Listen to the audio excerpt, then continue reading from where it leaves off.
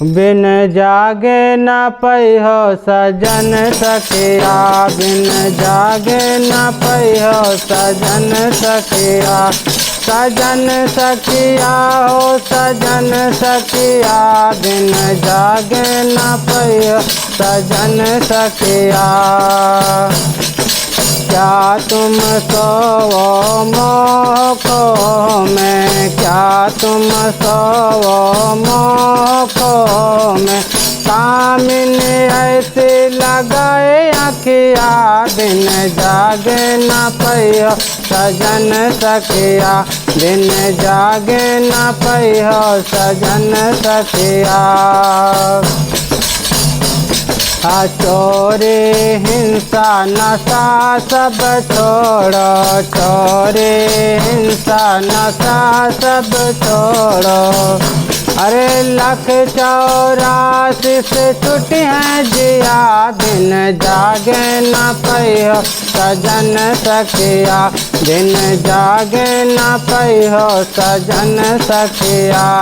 सजन सखिया हो सजन सखिया, बिन जागे न पैहो सजन सखिया, बिन जागे न पैहो सजन सखिया। गुरु ना के हो साधु ना से हो, गुरु ना के हो साधु ना से हो। 184 में बोयो बिया, बिन जागे पैहो सजन सखिया, बिन जागे न पैहो सजन सखिया। हे सजन सखिया ओ सजन सखिया, बिन जागे न पैहो सजन सखिया, बिन जागे न पैहो सजन सखिया। 5 विषय के सुख मानंद, 5 विषय के सुख मानंद। भोग भोग नर है गायो किया, बिन जागे न पैहो सजन सखिया, बिन जागे न पैहो सजन सखिया। हे सजन सखिया ओ सजन सखिया, बिन जागे न पैहो सजन सखिया, बिन जागे न पैहो सजन सखिया। झूठे मोरत साचे पुजारे, झूठे मोरत साचे पुजारे, झूठे मोरत साचे पुजारे। आप करता हो गायो किया, बिन जागे न पैहो जागे न पैहो सजन सखिया, बिन जागे न पैहो सजन सखिया। हे सजन सखिया ओ सजन सखिया, बिन जागे न पैहो सजन सखिया, बिन जागे पैहो सजन सखिया। हे सजन सखिया ओ सजन सखिया, बिन जागे न पैहो सजन सखिया, बिन जागे न पैहो सजन सखिया।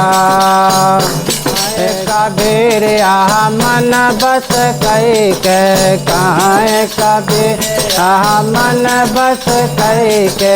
अपने में खोज ले आपन पिया, बिन जागे न पैहो सजन सखिया, बिन जागे न पैहो सजन सखिया।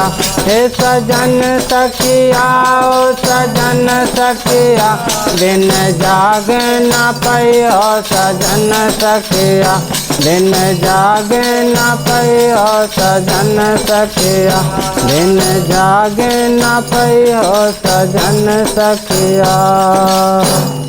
बोले सद्गुरुदेव की जय।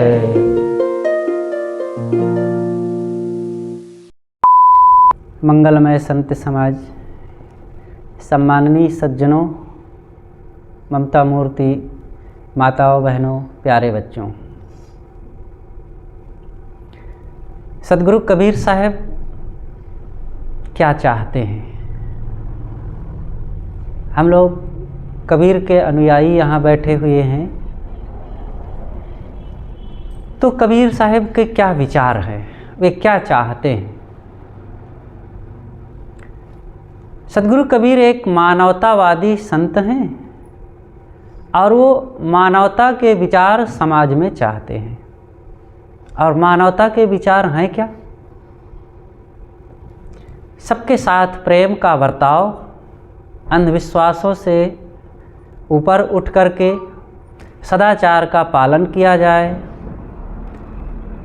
अपने जीवन में दोषों का त्याग किया जाए, अपनी इंद्रियों पर स्वच्छता हो और आत्मज्ञान हो। बस ये मानव समाज के मूल विचार हैं। बस इतनी सी सबकी ज़रूरत है। इसके बाद फिर इसी की और जितनी व्याख्या कर जाओ। तो इसी पर थोड़ा सा कुछ चर्चा करते हैं। पहली बात है प्रेम। हम जहाँ रह रहे हों सबसे एक मर्यादा को ध्यान में रखते हुए सबके साथ प्रेम करें। प्रेम की बड़ी ज़रूरत है। अगर प्रेम करना नहीं आता है तो हम कैसे इंसान हैं? प्रेम की भाषा तो पशु पक्षी भी जान लेते हैं। हम किसी कुत्ते से प्रेम करते हैं, गाय बैल से प्रेम करते हैं, तो वह भी हमारी भाषा को जान लेता है और वह भी पूंछ उठा देता है और अपनी निकटता देने लगता है। लेकिन ये मनुष्य कैसा हो गया है, इसका प्रेम का पता नहीं चलता है। ऊपर से प्रेम दिखाता है, भीतर से कपट भी रखता है, वाणी में प्रेम दिखा देता है और आंखें बता देती हैं कि नहीं प्रेम नहीं, अंदर में तो क्रूरता भरी हुई है। और कुछ बाहर से और लक्षण पता चल जाते हैं कि ये बड़ा बढ़िया है, लेकिन भीतर से लगता है कि वो ऐसा कन्नी काटता है कि आदमी मुंह के बल गिर जाता है। अपने भाई बंधुओं के लिए, अपने माता पिता के लिए भी ऐसा कर डालता है, अपने रिश्ते नाते मित्रों में करता रहता है। तो ये हमारे अंदर की कटुता है, मन की मलिनता है। और इस मलिनता को अगर ना साफ किया जाए तो हम मनुष्यता के निकट नहीं हैं। इसीलिए सदगुरु कबीर कहते हैं, मानुष केरी खोलरी ओढ़े फिरत हैं बैल। बैल बहुत से घूम रहे हैं चारों तरफ, जो मनुष्य की खोल को पहने हुए हैं। एक सियार था, वो जो है एक शेर की खोल पड़ी हुई थी एक गांव में एक व्यक्ति के दरवाजे पर, और रात में सियार घूमते हुए आया और उस खोल में घुस गया। सोचा कि इसमें कुछ खाने की चीज़ होगी और घुस गया तो पाया तो कुछ नहीं, लेकिन उसी में फंस गया। अब फंस गया तो अब जिधर जाता लोग यही सोचते, अरे शेर आ गया, शेर आ गया, सब भागते। तो अभी तक तो झंझट में पड़ गया था, लेकिन जब दूसरे लोग डरने लगे तब उसको मज़ा आने लगा कि अरे मुझको तो देख करके इतना लोग डर जाते हैं, भागते हैं। तब फिर वो अकड़ के चलने लगा शेर जैसे ही। तो गांव में जाता, लोग डरते भागते। तो एक सज्जन थे, कहा भाई जरा रुको, इसको जरा ध्यान से देखो, ये शेर है कि नहीं भला। शाम हो गई, अब वो दिन में भी निकलने लगा था लोगों को डराने के लिए। शाम हुई, इतने में खेत की ओर से सियार बोले। तब इसको भी चैन न पड़ी और बोल दिया। तब बोलेगा तो क्या बोलेगा, शेर जैसे बोलेगा। जब सियार जैसे बोला तब लोग जान गए कि ये शेर नहीं, केवल डरा रहा है, और उठा के लाठी उसको कूट करके खदेड़ दिए। तो शेर कोई बनना चाहे और सियार हो तो शेर नहीं बन सकता। लेकिन हम लोग नकली हैं और असली बनने का दिखावा कर रहे हैं तो ठीक नहीं है। बन सकते हैं, हम अच्छे बन सकते हैं। सियार तो नहीं बन सकता है, 1000 कोशिश करने के बाद भी सियार शेर नहीं बन सकता। लेकिन मनुष्य तो ऑलरेडी मनुष्य ही है, उसके अंदर में मनुष्यता भी है, लेकिन अपनी मनुष्यता को, अपनी पवित्रता को, अपने प्रेम को उसने स्वार्थ में नष्ट कर दिया है। भौतिक चीज़ों के स्वार्थ में पड़ करके, मुझे कुछ चीज़ मिल जाए, मुझे मान मिल जाए, मुझे पद मिल जाए, मुझे अधिकार मिल जाए, इन भौतिक कुछ ऐश्वर्य प्राणी या पदार्थों के स्वार्थ में पड़ करके उसने अपनी मानवीयता को खो दिया है। इसलिए हमें अपनी मानवता को कायम रखना चाहिए। जीवन में पवित्रता और ईमानदारी को बरकरार रखना चाहिए। आप कह सकते हैं साहब आज ईमानदारी का ज़माना नहीं है, लेकिन ये बात सच नहीं है। ईमानदारी का ही ज़माना है। आप ऐसा कह रहे हैं, लेकिन आप खुद झूठे लोगों को कहाँ पसंद करते हैं? आप कोई कहे कि ईमानदारी का ज़माना नहीं है साहब, जो कह रहा है ऐसा, क्या वो झूठे लोगों को पसंद करेगा? उसी का नौकर सब्जी लेने जाए और 50 रुपया आपने दिया है उसको, और वो 25 रुपये की सब्जी ले आए, 25 रुपये रख ले अपने पास, और फिर आप पूछें कि भाई सब्जी तो बहुत थोड़ी लाए हो, कह रहे साहब ईमानदारी का ज़माना थोड़े है, तो आप क्षमा करेंगे?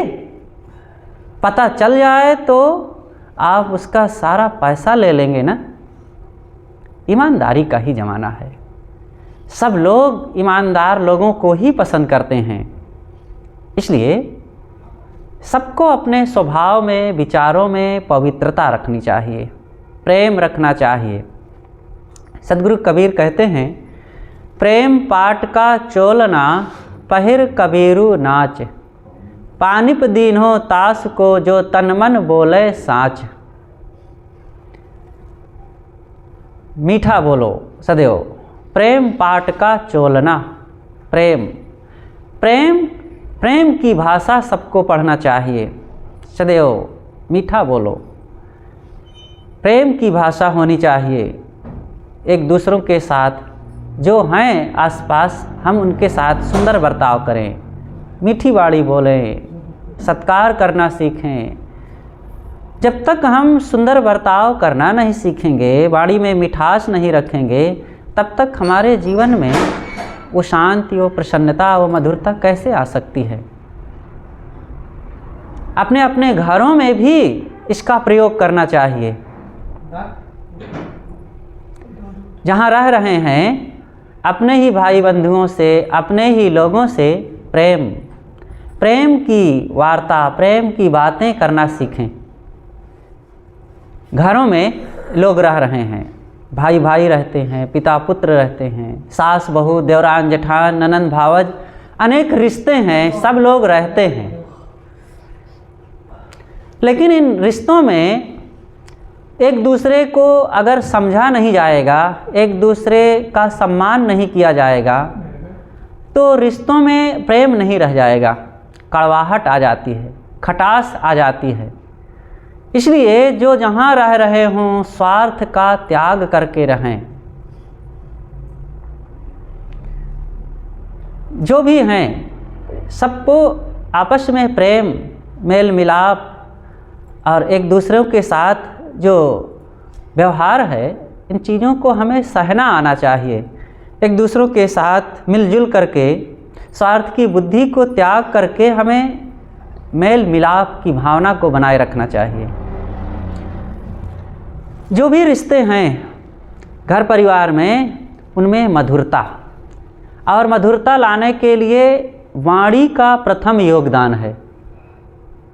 वाणी, देखो हम बोल रहे हैं, आप सुन रहे हैं, वाणी के माध्यम से ही तो विचारों का आदान प्रदान हो रहा है ना। लेकिन ये वाणी इतनी कीमती है और इतनी काम की है, और इसी को अगर संभाल करके बोलना ना आवे तो यही बड़ी खतरनाक हो जाती है। इसलिए वाणी को सदैव संभाल करके उपयोग करना चाहिए। बोल तो अमोल है जो कोई बोले जान, ये तराजू तौल के तब मुख बाहर आन। ये वाणी कैसी होती है? बहुत अनमोल।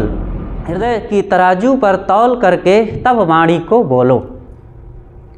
मुख से बोला जाता है और जो हम बोल रहे हैं ये आवाज़ आपके कान तक जाती है, लेकिन इसी में अगर बोलने का तरीका अच्छा है तो लोग खुश हो जाते हैं, और इसी को अगर बोलना न आवे तो अगले लोगों का दिल आहत हो जाता है, दुखी हो जाता है। इसलिए वाणी को बहुत संभाल करके बोलना है।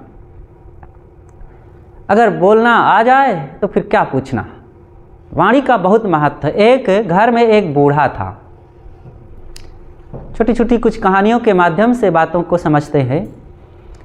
एक बूढ़ा था, उसने सोचा कि अपने अंतिम समय में अपने बच्चों को कुछ सीख देते जाऊं। तो बूढ़ा अपने बच्चों को बुलाया और कहा कि बेटा देखो मेरे मुख में दांत है कि नहीं।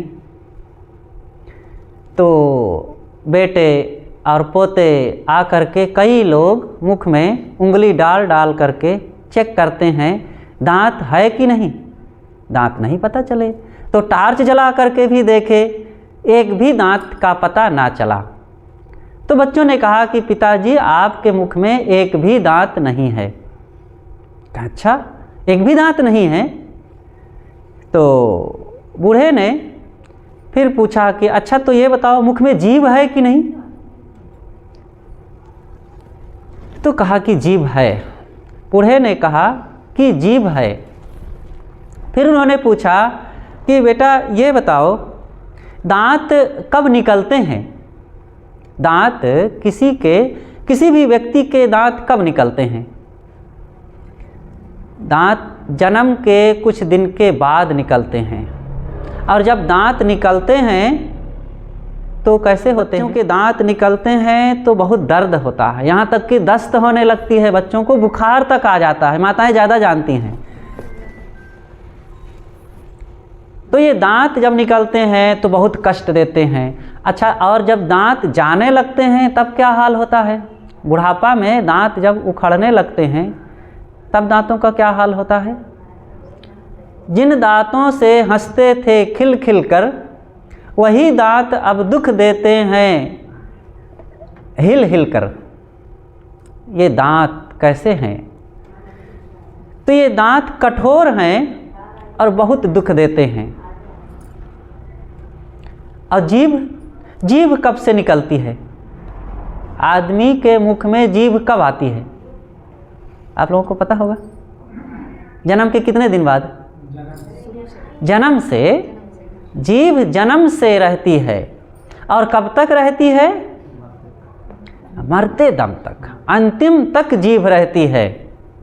जीभ साथ नहीं छोड़ती कभी। तो देखो ये दांत और जीभ दोनों में बहुत अंतर है। दांत बहुत दिन के बाद उगे और मरने के पहले ही चले गए, क्योंकि ये कड़े थे। कड़े होने के कारण ये बाद में आए और पहले चले गए। और जीभ एकदम शुरू से जन्म के साथ से है और अंत तक रहती है। कारण क्या है? कि दांत कठोर हैं और जीभ कोमल है। तो हमें इस बात से सीखना चाहिए कि हम भी कोमल बने, कठोर ना बने। कठोर बनेंगे तो हम स्वयं दुखी होंगे और दूसरों के दुख के कारण बनेंगे। जो लोग कठोर होंगे, कठोर बोलेंगे, वो स्वयं दुखी होंगे, दूसरों को भी दुख देंगे। इसलिए सदैव अपने जीवन में, अपने व्यक्तित्व में मधुरता रखें, प्रेम रखें। प्रेम की भाषा बड़ी मूल्यवान होती है। बिना विचारे जो करे सो पाछे पछताए। वाणी की बड़ी महत्ता है। वाणी का बहुत हमारे जीवन में योगदान है। इसी वाणी को संभाल लिया जाए तो ठीक है, और नहीं तो फिर चारों तरफ दुख ही दुख फैलता है। इतना आज लोग आहत नहीं हुए हैं तोप, टैंक, पिस्तौल, बम और राइफल से, जितना वाणी से आहत हुए हैं घर परिवार में। आपके घर परिवार में जहाँ भी देख लो, लोगों ने जितनी जान गंवाई है इस वाणी के माध्यम से, दूसरे अस्त्र शस्त्रों से नहीं। भाई ने कुछ ऐसा कह दिया कि दूसरा भाई इतना दुखी हो गया कि घर छोड़ के भाग गया। सास ने ऐसा बोल दिया कि बहू दुखी हो गई और आग लगा के मर गई। बहू ने ऐसा कुछ बोल दिया कि सास सह नहीं पाई और वो कुएं में कूद गई। पिता ने ऐसा कुछ कह दिया कि बेटा सह नहीं पाया और जा कर के ट्रेन के नीचे कट गया। अनेक घटनाएं ऐसी घटती रहती हैं। तो इसका कारण क्या है? वाणी, वाणी का कठोरता, वाणी की असहनशीलता। इसलिए जहाँ रहें सब लोग अपनी अपनी वाणी को संभाल करके बोलें, संभाल करके एक दूसरों के साथ बर्ताव करें। तो ये वाणी बहुत कीमती चीज़ है। जहाँ पर जीव रहता है उसकी तो पूजा करते नहीं। देवी देवताओं का वास वहाँ होता है जहाँ पर चेतन प्राणी हैं, जीवधारी प्राणी हैं। उनको तो हम लोग सताते हैं, और जो पत्थर है, जो मिट्टी है, जो लकड़ी है, उसको पूजते हैं। ऐसी पूजा करने से क्या भगवान मिलेगा? वहाँ भगवान नहीं मिलेगा, चाहे जितना हम पूज डालें। पूजा के लिए हमें वहाँ जाना चाहिए जहाँ पर हमारी पूजा को समझा जा सके। हम आप लोगों के सामने अगरबत्ती जला दें तो इतने में बड़ी खुशी मिल जाएगी, सुगंधी आ गई भाई। और यहीं पर थोड़ी सी गंदगी बिखेर दें, उतने में दुख हो जाएगा। अरे भाई यहाँ क्या कर रहे हो, चार लोग बैठे हुए गंदगी बिखेर रहे हैं, बुरा लगेगा ना। और जिस देवी देवता को हम पूज रहे हैं, जो मिट्टी पत्थर की है, लकड़ी की है, कागज़ की है, कपड़े की है, वहाँ चाहे अगरबत्ती जलाओ और चाहे गंदगी बिखेरो, वहाँ कोई प्रतिक्रिया नहीं होती है। लेकिन हम ऐसे मानव हैं, ऐसे पुजारी हैं कि भगवान को पहचान भी नहीं पाते हैं। सच्चा भगवान कौन सा है? ये नर नारियों में भगवान के दर्शन करो, पशु पक्षियों में भगवान के दर्शन करो, तब भगवान मिलेंगे, और नहीं तो खोजते रह जाएंगे। गढ़ी है अपने हाथों से प्रभु ने 9 महीने में, बनाकर मूर्ति सुंदर बैठा है आप सीने में। न कोई पूजता इसको लगे मृगजल के पीने में, भटकते द्वारिका काशी फिरे मक्के मदीने में। चाहे मक्का जाओ, चाहे मदीना जाओ, चाहे द्वारिका जाओ, चाहे जगन्नाथ जाओ, चाहे हरिद्वार और प्रयागराज, कहीं भी जाओ, वहाँ पर मिट्टी मिलेगी, पत्थर मिलेगा, पानी मिलेगा, पहाड़ मिलेगा, भगवान नहीं मिलेगा। भगवान अगर पाना चाहते हैं तो इन लोगों में देखो, ये सचमुच ये भगवान हैं। और इन प्राणियों की पूजा करके, इनकी सेवा करके, इनके साथ सुंदर बर्ताव करके जो खुशी मिलेगी भला, इन मिट्टी पत्थर में जल चढ़ा करके। आज तो ऐसे ऐसे पुजारी लोग हो गए हैं, भगवान के दर्शन कराने वाले हो गए हैं कि क्या कहें। एक लोटा जल सब समस्याओं का हल, चढ़ाया। 1 किलो बतासा, 1 लोटा पानी और 4 ठो अगरबत्ती और 5 ठो बेल का पत्ता चढ़ाया, सारी मनोकामना पूरी हो जाएगी। हो जाएगी ना? करते रहो, कुछ होने जाने वाला नहीं है। अगर मनोकामना पूरी करना है तो हम अपने ही स्वभाव को बदलें, अपने कर्मों को बदलें, अपनी आदतों को बदलें। स्वभाव को तो बदलते नहीं, आदतों को बदलते नहीं। जहाँ हैं जैसे हैं वैसे जीवन जीते चले जा रहे हैं। खूब पुजाई हो रही है, बचपन से जवानी, जवानी से बुढ़ापा आ जाता है, लेकिन तंबाकू वैसे ही खा रहे हैं लड़ाई वैसे ही हो रही है, झगड़े वैसे ही हो रहे हैं। घर परिवार में पत्नी बच्चों से, बहू से, सास से, ससुर से वैसे ही तू मैं हो रहा है, कलह हो रहा है, अब पूजा भी चल रही है। ये पूजा वूजा से काम नहीं चलता है। एक सज्जन थे, वो 4 बार चारों धाम घूम करके आए थे, और सुबह सुबह उठे, भैंस को दुहना होता था तो खोल करके पहले दूसरे खेत में चरा आते थे, और तब फिर हमें हरी हरी घास इस समय रहे, गेहूं की फसल रहे, उसमें चराने जाएं बगल में दूसरे के खेत में, और फिर ला करके दुहाएं बढ़िया।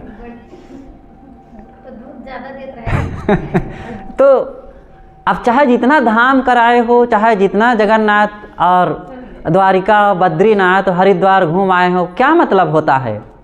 ना घूमे होते इन जगहों में और ना चराते इधर दूसरे की खेत में अपनी भैंस, जितना दूध होता उससे काम चल जाता और आप सच्चे आदमी कहलाते। लेकिन ये उल्टा पलटा करके धार्मिकता का चोंगा भी पहनना चाहेंगे और गलतियों को छोड़ेंगे भी नहीं। तो ये धोखा, ऐसे धोखे से भगवान नहीं मिलता है। सदगुरु कबीर देखो कहते हैं, सरगुण की करी सेवा, निर्गुण का करु ज्ञान, सरगुण निर्गुण से परे तहाँ हमारा ध्यान। बहुत महत्वपूर्ण वचन है। लोग पूछते हैं, साहब सगुण भगवान को आप मानते हैं कि निर्गुण भगवान को मानते हैं? कबीर साहब सगुणवादी थे कि निर्गुणवादी थे? आप क्या कहेंगे?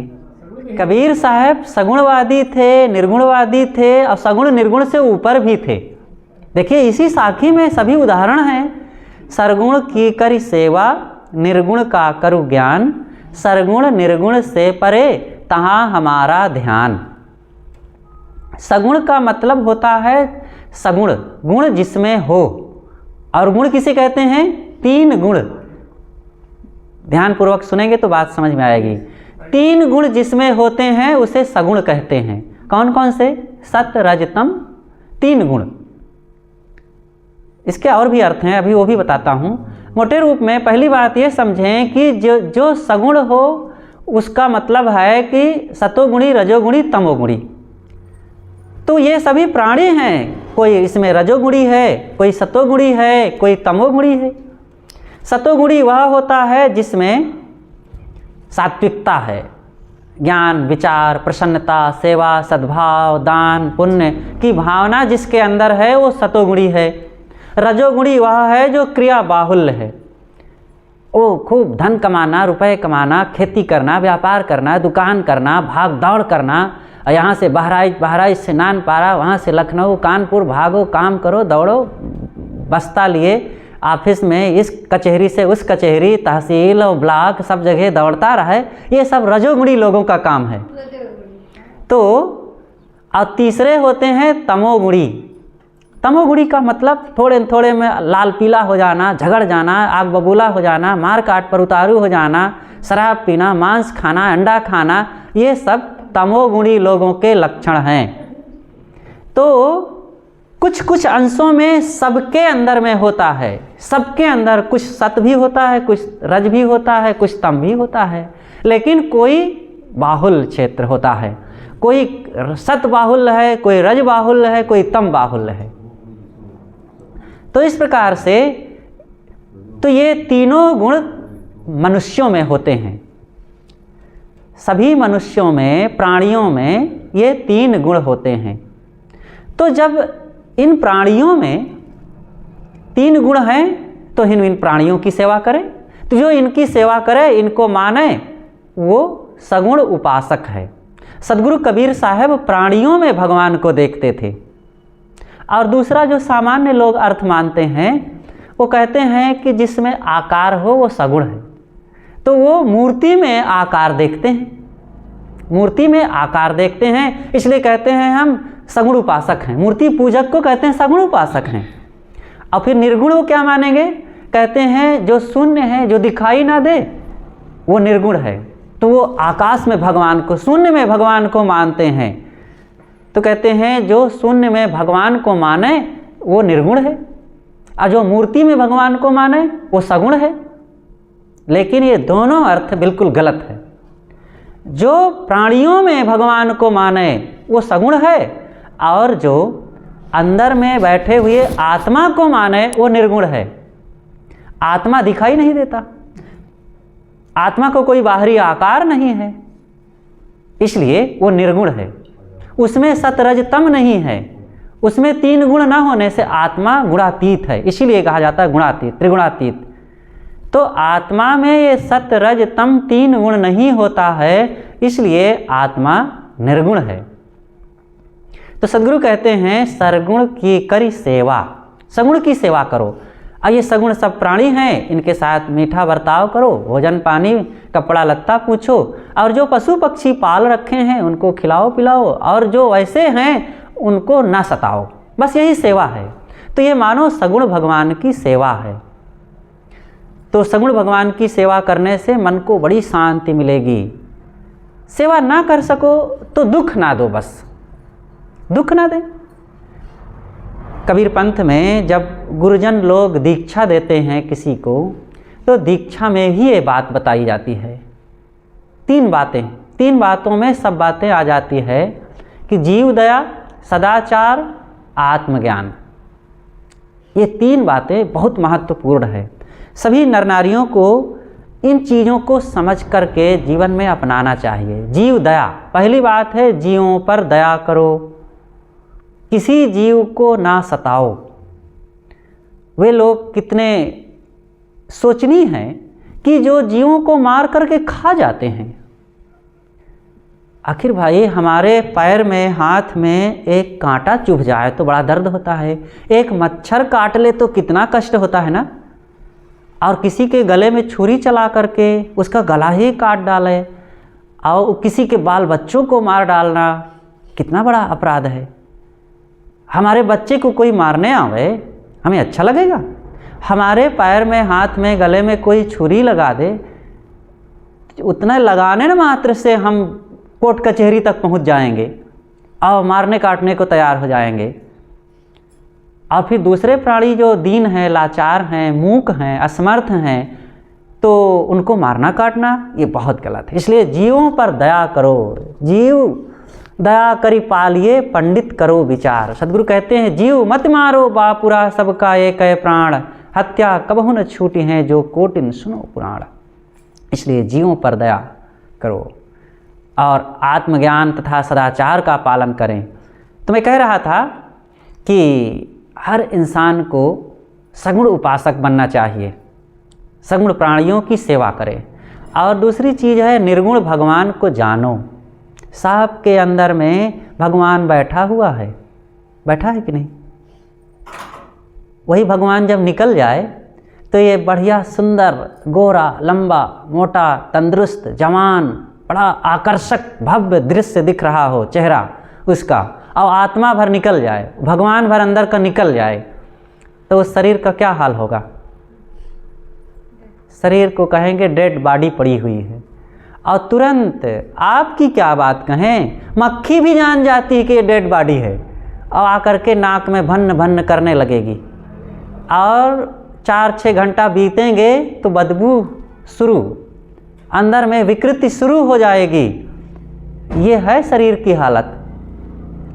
अब केवल किसी एक की बात नहीं, सबका शरीर वही है। हम लोग ऐसे क्षणभंगुर गंदे मलिन अपवित्र घृणित शरीर में बैठे हुए हैं। और ये गंदा शरीर पवित्र क्यों लगता है, सुंदर क्यों लगता है? उस आत्मा के कारण। आत्मा एक ऐसा केमिकल है, केमिकल साधारण उदाहरण है, लेकिन देखो ना, एक ऐसा चीज़ है, ऐसा पदार्थ है, ऐसी सत्ता है कि उसके रहने मात्र से शरीर सुंदर लगता है, चलता फिरता डोलता हंसता बोलता मुस्कुराता है। कुछ ना बोले बैठा है, उतने से पता चलता है कि आत्मा है अंदर। ना बोले चुपचाप आंख बंद किए बैठा हो, आंख खोले ही बैठा हो, पता चल जाएगा। अब आत्मा निकल जाए तो वो लावण्यता नहीं रह जाएगी, वो चमक और वो आकर्षण नहीं रह जाएगा। तुरंत आँखों से, चमड़ी से, मुख से और उसके हर अंग से पता चल जाएगा कि ये बेजान है। तो सब कुछ जो दिख रहा है, इतने लोग बैठे हुए हैं, ये आत्मा के रहने से सबका, चाहे कोई बूढ़ा हो चाहे कोई जवान हो, बच्चा हो, लेकिन उस आत्मा के रहने से वो सब सुंदर लग रहे हैं और सबके अंदर से वो झलक आ रही है, आत्मा की ही झलक है, वही निर्गुण भगवान है। और सदगुरु कबीर उसी के लिए कहते हैं, निर्गुण का करो ज्ञान, उस आत्मा रूपी परमात्मा का ज्ञान प्राप्त करो और सरगुण निर्गुण से परे तहाँ हमारा ध्यान। जो भगवान सगुण और निर्गुण से भी ऊपर है वो कौन है? वही आत्मा है, लेकिन जब आप ध्यान करेंगे तब उसका अनुभव होगा, ऐसे नहीं। जब आप व्यवहार में रहें तो बाहर भगवान के दर्शन करो, और जब साधना करो तो भीतर भगवान के दर्शन करो, और साधना करके मन को शांत करके अपने स्वरूप में लीन हो जाओ तो मानो सगुण निर्गुण से परे उस भगवान में लीन हो गए, मानो उसकी गोद में चले गए। यही है भगवान में लीन होने का अर्थ है। लोग कहते हैं ब्रह्म जीव में लीन होता, जीव ब्रह्म में लीन होता है, ईश्वर के धाम में वो पहुंच जाता है। ये पंडितों ने रूपक में कह दिया है, महिमा में कहा है, लेकिन इसका लोग स्थूल अर्थ लगा करके यही निकालने लगे अर्थ कि कहीं अलग से ईश्वर है और जीव यहाँ से जाएगा मृत्यु लोक से तो वहाँ उसमें लीन हो जाएगा। कहाँ वो भगवान बैठा है? जब वहाँ जाएंगे तब लीन होंगे? कहीं नहीं है। यही भगवान है, यही जीव है और यही लीन होना है आज इसी शरीर में रहते रहते। और कैसे होगा? जब आप व्यवहार को सही करेंगे, मन इंद्रियों में संयम करेंगे, दोष दुर्गुणों का त्याग करेंगे, विवाद कलह आसक्ति अहंकार से ऊपर उठेंगे, तब धीरे धीरे धीरे स्वभाव पवित्र होता जाएगा, जीवन ऊपर उठता जाएगा, मन में शांति बढ़ती जाएगी और अपने आप महानता की ओर पहुंच जाएंगे।